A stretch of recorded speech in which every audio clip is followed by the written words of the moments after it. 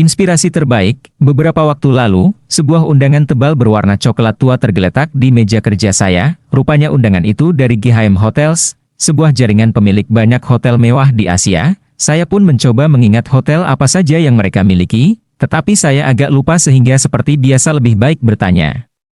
Suara keras saya menggema di seluruh ruang kantor di pagi itu, "Mbak E. GHM Hotels itu punya hotel mana saja ya?" Sengaja saya memanggil nama, Mbak E, karena saya kebetulan memiliki sekretaris, kasir akunting, dan resepsionis. Semua memiliki nama yang diawali huruf E, ada Endang, Ellie, dan Emma. Jadi gampang kan, kalau mau tanya atau panggil, salah satu pasti langsung datang. Kemudian terdengar jawaban seperti koor, "Itu loh Pak, pemilik hotel CD." Ah, jelas sudah. Rupanya GHM mau menerbitkan hotel baru. Saya pun membolak-balik sambil mencari-cari informasi hotel apa dan di mana undangan tersebut diadakan. Yang membuat saya mengerutkan dahi saya adalah, CD Hotels akan membangun di Nusa Penida. Hah, nggak salah nih? Itu pulau kan, masih nggak ada sarana apa-apa, mau bangun apa? Secara pengalaman, membangun daerah baru adalah sebuah perjuangan yang mahal dan lama. Pasar harus dieducate, promosi, gimmick, iklan, citra, harus dibangun jangka panjang, sangat melelahkan, sangat memeras pikiran dan keringat, seperti 15 tahun yang lalu jika mengingat teman-teman yang membangun di Nusa Dua Bali bisa berdarah-darah selama lebih dari 10 tahun. Berapa banyak pindah tangan kepemilikan sebuah hotel di daerah tersebut di mana kebanyakan jual hotel dalam kondisi jual rugi dan manajemen salesnya rendah sekali. Mungkin baru 5 tahun terakhir ini daerah Nusa Dua secara masif ditengok turis kebanyakan. Dulu hanya orang asing kelas atas saja ke sana, sekarang lebih mixed, hampir semua ke sana. Namun, bertahan 5 tahun benar-benar membuat stamina turun ke titik rendah. Promosi gencar, berita positif kerap didengungkan, banyak cerita berusaha dibangkitkan, edukasi yang tidak sedikit memakan biaya dan dalam 15 tahun ini, dan saat-saat sekarang baru bisa didapatkan manfaatnya. Sahabat saya dari keluarga Mas Agung pemilik Novotel Nusa Dua bisa menceritakan keluh kesahnya menahan dan bertahan dari goncangan sales rendah yang selalu digerogoti biaya yang tinggi. Sehingga kalau di pembukuan tercatat, tidak rugi, itu sudah untung, dan kalau pakai bunga bank, pastinya kurang dari 3 tahun aset itu sudah pasti pindah tangan di Sitaban. Bisa dibayangkan investasi besar tanpa loan pinjaman? Harus memutar otak dan kuat hatinya, jadi sewaktu Cedi mau bangun di Nusa Penida, pulau 20 menit seberang Bali, tentu membuat saya mengerutkan dahi. Ini pasti gila, atau dia punya ide sangat brilian, karena gila atau brilian di mata saya beda-beda tipis. Pastinya kalau ide brilian akan bermanfaat buat banyak orang, atau setidaknya dirinya sendiri. Namun, ide gila tersering hanya sensasi atau lebih banyak merugikan. Jadi, ini ide gila atau brilian? Saya sangat penasaran ingin mengunjungi undangan tersebut. Ada nota di sebelah bawah dan terbaca sangat personal. Di bawah nama saya tertulis, RSVP. Wah, harus konfirmasi kehadiran rupanya. Maka saya pun menelepon nomor yang ada di undangan tersebut. Acara tersebut akan diadakan di Hotel Bintang 5 terkemuka di Jakarta. Dan di seberang telepon, seorang pria berbahasa Inggris yang aneh menerima saya. "Hello sir, how may I help you?" Saya pun menjelaskan maksud menelepon tersebut dan menanyakan ketersediaan menerima saya sebagai undangan. Sekali lagi nada bahasa Inggrisnya agak nggak umum sehingga saya pun bertanya, "Excuse me, where are you coming from?" "I am from Spain sir. The country where we develop a lot of art and hospitality," ujarnya dengan nada bangga. "Ah, easy, no wonder you have an accent."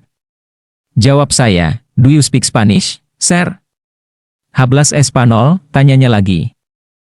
"Oh, no," jawab saya gelagapan ditanya begitu. "You better speak English. I could understand you much better." Walau dalam hati saya berkata, logat anehnya membuat terkadang saya tidak paham dia sedang berbahasa Inggris atau apa, tapi pastinya saya jauh lebih paham ketimbang bahasa Spanyol yang saya nggak kenal. "May I have your name, sir?" tanyanya. "I am Mardigu," jawab saya. "Ah, Emer Mardigu, yes, we've been expecting you, you are very famous, let me take a note," ujarnya. "Me? Famous? Are you sure you are not mistaken? Don't you mean somebody else?" tanya saya. "No Emer Mardigu, you are very famous in our company. Okay, maybe you know my name, but I'm pretty sure I'm not famous." "Are you using the right word?" Saya bertanya lagi dengan heran, barangkali dia memakai kata yang salah, mungkin maksudnya dia kenal nama saya. Tapi kan bukan berarti saya terkenal. Well, your name is listed as special VIP guest because we are neighbor in Nusa Penida. How do you know about that? I have only been there 3 times, and only on a short period of time, but we have a record that the property next to us belongs to you. That is why we are very eager to meet you. Terangnya, mencoba meyakinkan saya pentingnya kita bertemu. Ya, mungkin saya punya sedikit tanah, tapi tidak dalam skala besar. Jadi properti kecil di sana pun itu saya miliki bersama beberapa teman. Dan sudah lama sekali tidak saya tengok ke sana. Akhirnya, nama saya dicatat dan hari Minggunya saya hadir di acara peluncuran produk high-end very exclusive private villa tersebut, CD at Nusa Penida berlokasi di Teluk Gamat. Presentasinya sangat meyakinkan, mulai dari disediakannya free flow drink hingga presentasi TV yang menawan, hingga dikawal jago-jago jualan kecap cantik ganteng, orang-orang Spanyol yang menawan, mata biru, rambut gelap, kulit tan kecoklatan, sangat sharp. Penampilan mereka, dan juga santun, ditambah suasana nyaman. Mereka menjelaskan rumah kaca cocoon yang dibuat di Jerman, prefabricated di lapis rotan, villa mengantung di atas tanah, dan masing-masing menghadap laut sehingga sangat indah terutama ketika senja. Private chopper disediakan sejak turun dari Bandara Ngurah Rai, dalam 10 menit mendarat di common area di Nusa Penida. Tepat di tengah resor mewah yang menggantung di atas tanah itu, ada pula private jet tersedia menanti tamu yang eksklusif. Sebuah presentasi yang sulit ditolak, unoffered. No one could say no to. Yang menarik lagi adalah, mereka sebenarnya menjual saham perusahaan tersebut, jadi dari lahan 5 ha, mereka buat 103 unit villa, dibagi 80% kepemilikan, jadi kalau Anda membayar, Anda akan mendapat kurang lebih 0,77% kepemilikan perusahaan yang sertifikatnya adalah villa di Nusa Penida. Menarik sekali idenya. Dengan begitu, kita semua tahu dengan membeli perusahaan itu tidak kena pajak pembelian karena masuk investasi. Kalau beli properti kan biasanya termasuk aset, kena pajak. Sehingga keuntungannya berlapis, dapat dividen, boleh tinggal 50 hari dalam tahun, bisa dijual lagi kepemilikan saham tersebut dengan gain tentunya, kenaikan nilai saham, seperti bursa efek. Hanya ini private placement. Ini konsep pembiayaan dan investasi yang genius. Menurut saya, yang saya kagum adalah harga jualnya. Yang paling murah villa I50M2 dengan saham 0,70% senilai $1 Amerika.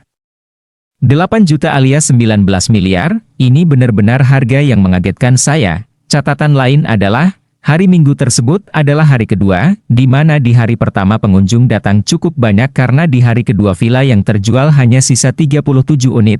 Ini yang buat saya geleng-geleng. Pembeli terbanyak warga Singapura, lalu Hong Kong, lalu Rusia, lalu Jepang, sisanya Indonesia dan negara Eropa. Ini laporan langsung saya lihat dengan mata kepala. Bagi saya, ini adalah creme de la creme market yang saya tidak terpikir akan pernah tersentuh oleh saya, tetapi melihat fenomenanya saya sangat terinspirasi. Begini salah satu cara memasukkan dolar ke tanah air Indonesia. CD di Nusa Penida milik orang Indonesia yang tidak mau disebut namanya, menggunakan desain bintang 5, dibangun oleh kontraktor kelas dunia, menyediakan restoran dengan Michelin Star Chef, bermitra dengan hotel operator dunia, dolar pun masuk ke Indonesia dengan elegan. Bravo!